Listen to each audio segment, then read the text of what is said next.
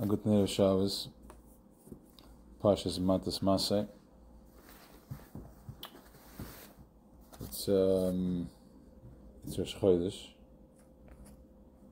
It's Rosh Chodesh. Chodesh Av. It's the beginning of the 9 days. We just finished the 3 weeks. The beginning of the 9 days. It's been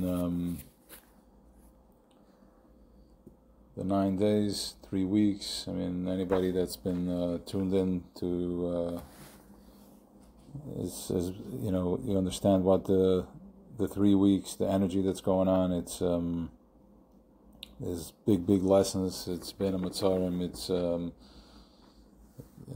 there's a lot of revelations. It's the biggest and most intense days as far as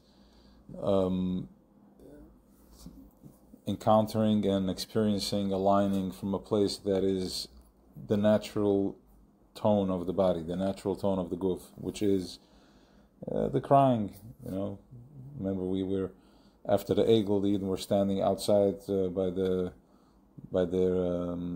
doors, and they were crying, and they just said, "Okay, you guys are crying. I'll give you something to cry about." If that's, in other words, if that's what you want to tune into, then that's what's going to be coming down. So let's understand, let's see what's going on over there and what the avodah is for the 9 days specifically, and how we're supposed to align ourselves with it, what's asked. So in this week's parsha, the Eibishter tells Moshe, "V'daber Hashem al Moshe leim, and the Kohen nikbas b'nei Yisrael me'esam adyanam achat Yosef el amecha." The Eibishter tells him, "Go, avenge the blood, the Kohen, the Kama, nikbas b'nei Yisrael me'esam adyanam." Okay? Achat Yosef el amecha. After you're going to be doing that, you are going to be ma'asif to your amecha. Okay? Whatever that means. He's going to go, whatever amecha means. So, in other words, as he passed on, then b'chol dar v'dar is pashtus de Moshe. There's his consciousness around that every dar and every generation. So he's here in consciousness, in each and every one of us. It's a level of understanding that we have access to, and that is because he's the Roy Neman and he provides that level of consciousness. Okay. So the question here is that if we're talking about Moshe Rabbeinu, he's about to move on, to pass on, and out of all the things that the last conversation Eibishter has with him over here, he tells him that go Namnakama for Midian, for what they did to Shevet Shimon last week, and after that you're going to be Ma'asif to your Amecha, and Moshe runs to do it. Moshe runs until they even find out about it, and they slow the process down. Okay, but he's ready. He's all in. So what's going on over here? What's happening over here? So we have as follows. We have Midian is Madan Umuruva. It means judgment and fight, conflict. Judgment and conflict. Now, it's Midian is a consciousness that goes into very, very detailed split. Very detailed split. It splits at in the most darkest digger places where they found a loophole for Bnei Yisrael how to infiltrate and get them to with the story with Zimri ben Sali, and 24,000 of Shem and Shimon passed on, died. So what is this modern America? What are we dealing with, and what's the connection to Moshe's passing on in order for him to go into the next chapter and everybody else going into the next chapter? Okay, so we have as follows. Modern America. So the way it works is that we were in a ball of consciousness, the ocean. We all know the mashal, the ocean. It's one big consciousness, and then a cup was scooped out and it was split. It was split into, it's called this chalkis. It's called, first there's this arvis, then there's mixed up, and then there's the chalkas where it's split. We're going to do this just referencing. So the split happened in 10 Esespheres Agnuzis. Esespheres Agnuzis is where the beginning of something starts, coming from nothing. So it's very, very technical. It's very dakisdik, because if something created is betachas apshitas, he has no color, and how can there be a split within of 10? And then if you're going to say that it's just a yesh ma'ayin, it's a creation, he created it, but we are cheleg elokam mal mamish. So if we are connected to cheleg elokam mal mamish, then how is there a split of 10? How is there a split of 10? And how is there within us a split of 10? If it's cheleg elokam mal mamish. So not leave the last part out, but just to go back to that, so that's the question. And so the answer is that it has to be a split. We're going to jump to the answer. I know we're leaving out some in the middle. There has to be a split in order for there to be appreciation. So then 10 can be created, and from that 10 there should be iskalas, isachdus once again. Isarvis, ischalkas, and then hiskalas. Koirach ve'edasoi, he went into the kerech, he went in all the way up there, and he went into his chalkas. But it wasn't l'shem shemaim, because the split all the way from the beginning has a specific kavana. The kavana is that it should be for his kalalas, for his achdus after that. There should be unity after that. As long as, and if something is done, the hischalkas is done, when not with the intention for there to be unity after, is machloika shehi l'shem shemaim soifel iskam, machloika she'en l'shem shemaim en soifel iskam. Yeah, in soifel iskam. Why? Because if somebody goes into a split because I claim this is my truth, and you trace it back all the way to the essence, but in the essence, the kavanah is that there should be unity. And if there is no unity, then there's a koirach. The earth opens up and it swallows. We get swallowed up into Malchus. Now, we have over here, in the pasuk it says, Vayikumu lifnei Moshe v'anashim b'nei Yisrael chamishim v'masayim mes'ei ele kriya moed anshe shem. Torah calls them anshe shem. These people that were doing this is chalkis, and it's interesting. Targum is very intense. Ravreve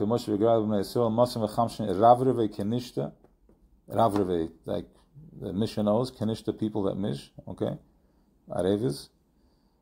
Zam gemisht in arevis. Supposedly they were saying that we're going to esespheres agnuzis, we're going into oneness, but really it wasn't l'shem shemaim. Ma'arei zman, they were ma'orer zman, anashim the shema. Okay, you can touch it and go, but ultimately what happened is that they did an action, they were called Anshe Shem.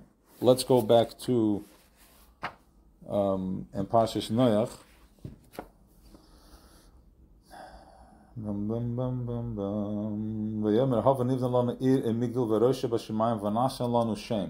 We're going to make ourselves a Shem. This here we're talking about the Daraflagas. They were building the Migdal. They were building a tower. They were building a tower that ultimately they said, we don't need to follow a system in order to receive light, to receive oil. We can do this on our own. We don't have to follow that system. I can follow another system. I can follow, it's about being, all about love and his achdus, right? That's what Koirach said. Koirach said that, listen, Moshe, you are splitting. Why can't we all have our own kav? So then there will be iskalas.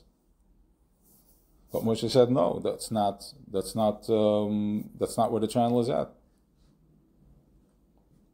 So we have the Daraflaga. They're called Anshe Shem. And then we have Koirach, Anshe Shem. And then we have Madan Umaruva. Midian, which is once again, they are a splitter. They found the Dakas Digedin, the Tseya and that's where they cause split and chaos. So the Eibshter tells Moshe to go clean it up, to go kill them, because Anshe Shem, it's also, this is all from Chassidus, Anshe Shem, the ganze Zach in the Koyach, this is all the Rebbe Rashab here. It's called Shemaim. It's called Shemaim. Shem is Malchus, and Shemaim is Zah, which is the Midas. In other words, it's Shemaim, it's a place where the Midas, our actions, have to align with Malchus. It has to be aligned with the feminine. The masculine has to be aligned with the feminine. In other words, I'm taking action for the sake of Achdus, but be very careful, because if it's not for Achdus and it's going to get to the point of the moment, then there's an explosion, because the kavanah is for his Achdus. But if the kavanah of the Machlokes is not L'Shem Shemaim, it's not to connect Malchus and Zah, the way he wants it to be connected, through Torah and Mitzvahs, then there is massive explosion, especially when you get to the moment of truth, because it can't tolerate. It can't tolerate because it's the truth, and if you claim you're going for the truth. So how do we ultimately know if it's L'Shem Shemaim or not? How can you check? You got to check where it's coming from. What's the intention? Is it coming from building a migdal? I don't need to follow a certain matrix. I can just do, and it's in the name of love, in the name of this Achdus, when really it's Ischalkes, and it's not connecting. Then you know it's off. Now, really what we're talking here about is the Eibshter is telling Moshe that it's all in radical love. It's all in radical forgiveness. It's all in Avas Chinam. The Beis Hamikdash was Chorev, the second Beis Hamikdash, because of Sinas Chinam. We can get an idea what Sinas Chinam looks like. Sinas Chinam is where we just can't tolerate. We can't tolerate. There's a burn. There's a resistance to the truth. It's a brand. There's a resistance to the truth. That's all it is.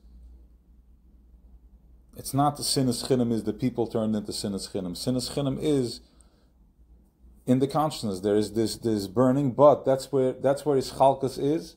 It's a split. It's Madan Meriva, but at the same time, it has to be. He can go into Arevis, to his Achdus, to oneness, to Osgemisht, Arevim Zelazeh.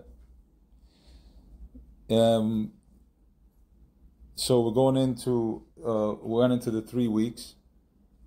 We went into to the split Chorban Beis Hamikdash, which came from a place of Sinas Chinam,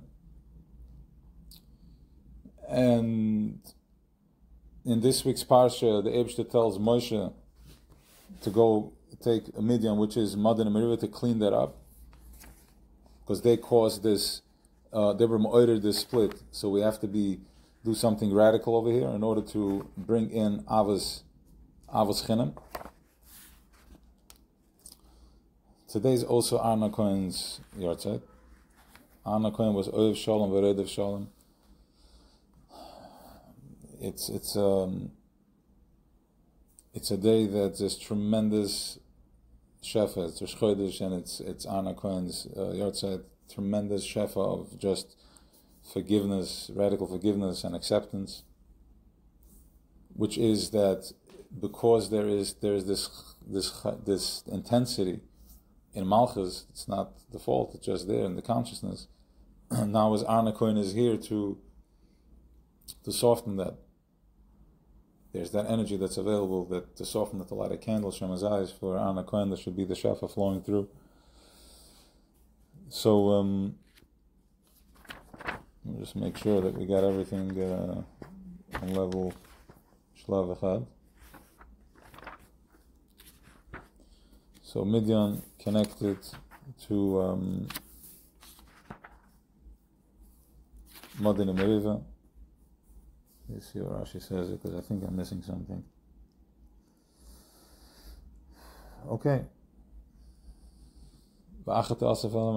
After you get rid of the Madin Meriva, the split, that's when you can come back into to the womb.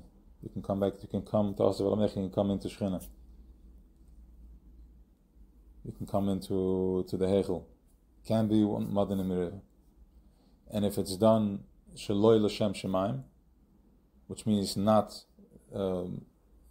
Malchus, we're talking here about Malchus and Torah. Maim is Torah. Maim El Torah. And if it's not aligned with Torah, then it doesn't.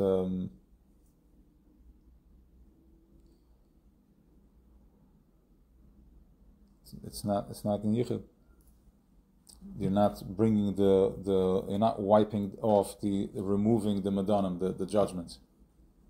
These dakas the judgments.